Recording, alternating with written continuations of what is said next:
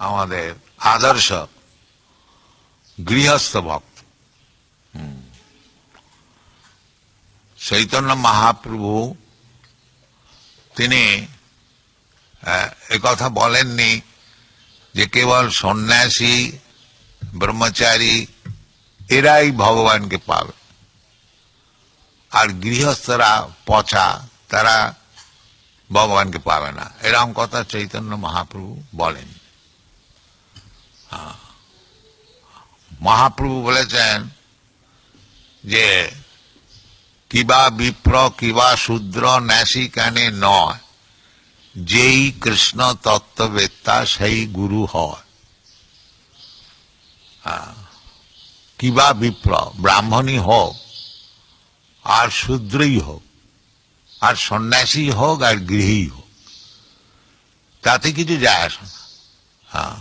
যেই কৃষ্ণ তত্ত্ববেত্তা, যে ব্যক্তি কৃষ্ণ তত্ত্ব জানে, কৃষ্ণ কি বস্তু, কৃষ্ণকে কি করে দেখতে হয়, কৃষ্ণকে কি করে জানতে হয়, এই সব কথা যিনি জানেন তিনিই গুরু।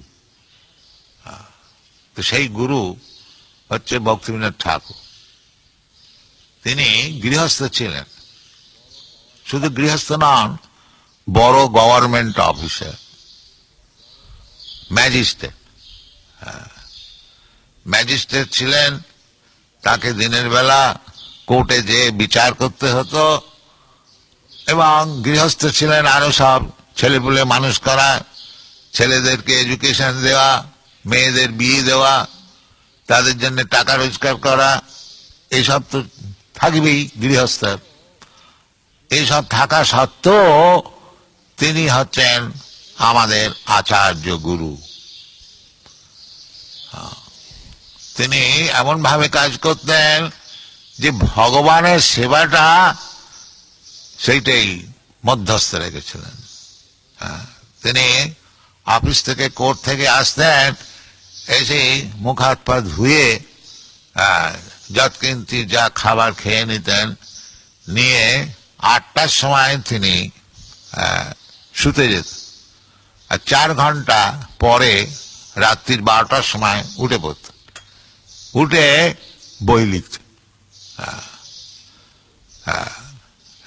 He used to go to bed at 8 o'clock and rise up at 12 o'clock, and he used to write books.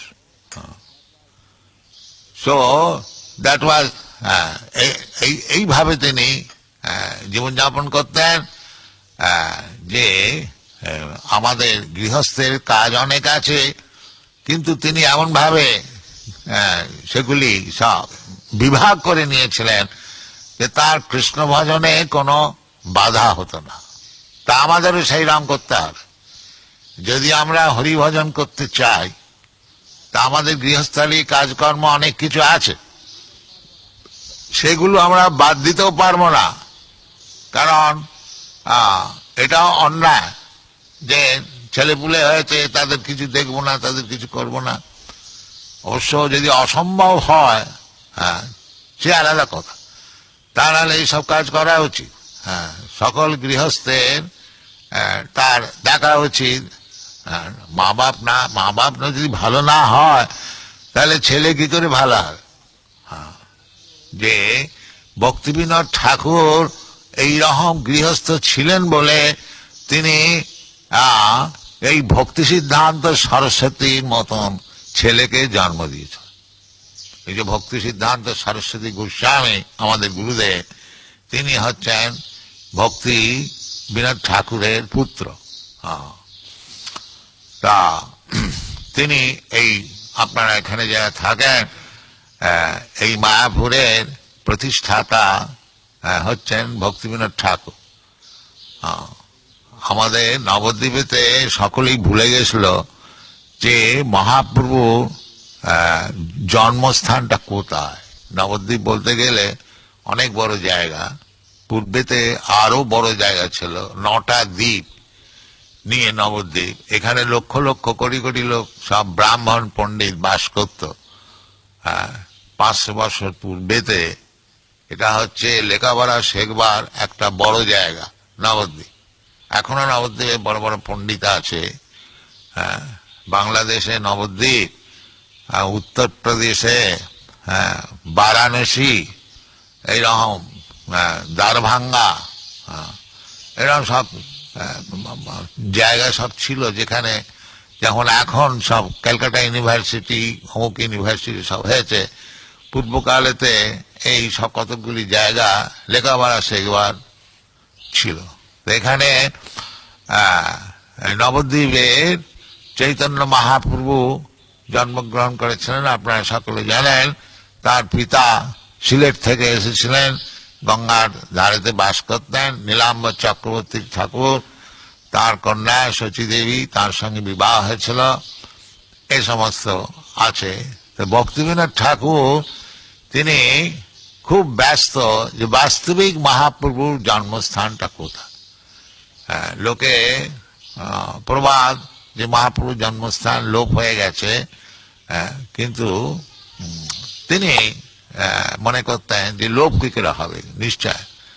এই জগন্নাথ দাস বাবাজি তিনি এই মায়াপুরে যেখানে যোগপীঠ আছে, এখানে তুলসী বন ছিল, তিনি ওখানেতে ভজন করতেন।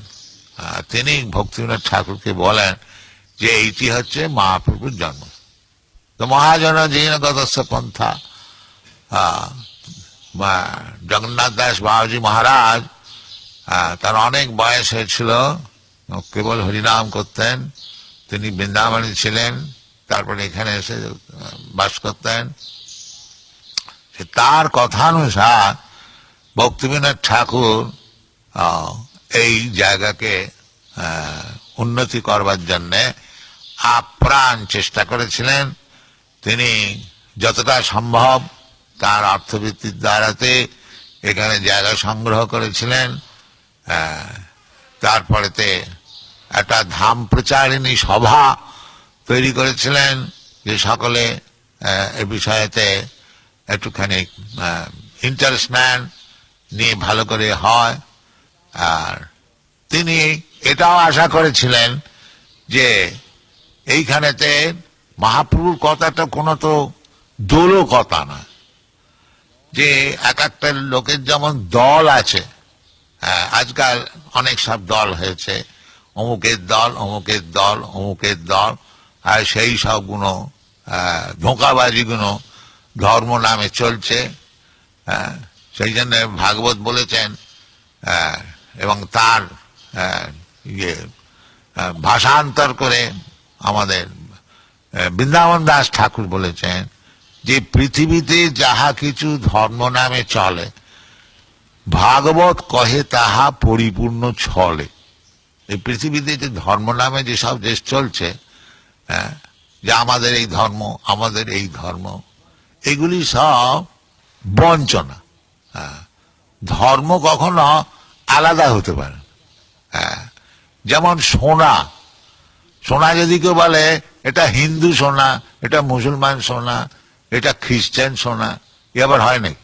সোনা সোনা, সোনা আবার হিন্দু আর মুসলমান খ্রিস্টান হয় নাকি? না, এটা হচ্ছে ভ্রম, এইগুলো হচ্ছে চিঠি।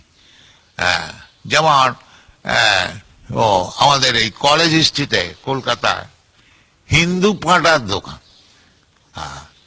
পাঁটা খাবে, মাংস খাবে, সে আবার হিন্দু আর মুসলমান বাড়ি, কিন্তু তিনি হচ্ছেন শুদ্ধ হিন্দু পাঁটা খান। এইসব চলছে। তো এইগুলি সব ছেড়ে দিতে হবে। বাস্তবিক ধর্ম হচ্ছে ভগবানের চরণে শরণাগতি, দ্যাট ইজ ধর্ম। কৃষ্ণ ভগবত গীতাতে বলছেন যে ধর্ম সংস্থাপনার্থায় সম্ভবামি যুগে যুগে, আমি ধর্ম সংস্থাপন করবার জন্য যুগে যুগে আসি। সেটা কি? সে ধর্মটা, সেটা হিন্দু ধর্ম, মুসলমান ধর্ম, খ্রিস্টান ধর্ম না, সেটা হচ্ছে আসল ধর্ম। সেটা কি? সর্বধর্মান পরিত্যাজ্য মামেকং শরণম, এটা হচ্ছে ধর্ম। যে ভগবানের চরণেতে শরণাগত হয়েছে সে হচ্ছে ধার্মিক, আর সব অধার্মিক, সব বোকা বদমাইশ। এইটা বুঝে নেবে। আমাদের হচ্ছে এইটি হচ্ছে টেস্ট, হ্যাঁ, যেমন সোনাটা কি জানতে হলে যারা সোনা চেনে ওই পাথরে ঘষে বুঝে নেয় এটা কি দামের সোনা, তেমনি আমাদের কাছে একটা কোষ্ঠী পাথর আছে। সেই কোষ্ঠী পাথরে আমরা দেখিনি যে কে কত ধার্মিক। সেটা কি? সেটা মানে আমাদের কোনো একটা আবিষ্কৃত বস্তু নয়, সেটা শাস্ত্রেতে বলছে। কৃষ্ণ যেমন বলছে, নমান দুষ্কৃত নাম মূঢ়া প্রপদ্যন্তে নরাধমা মায়া অপহৃত জ্ঞানা আসুরি ভাব মা শিখা। এই কোষ্ঠীপাত।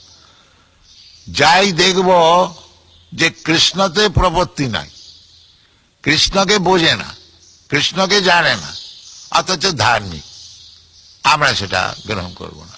আমরা গ্রহণ করব কি? এটা মহাপাপী, দুষ্কৃতি ন। দুষ্কৃতি ন মানে মহাপাপ, কেবল পাপ কার্য করে।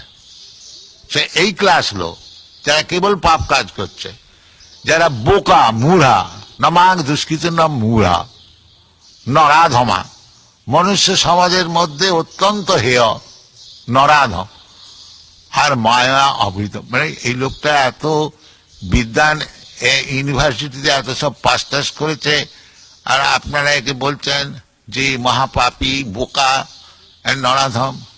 আমরা বলছি না, বলছি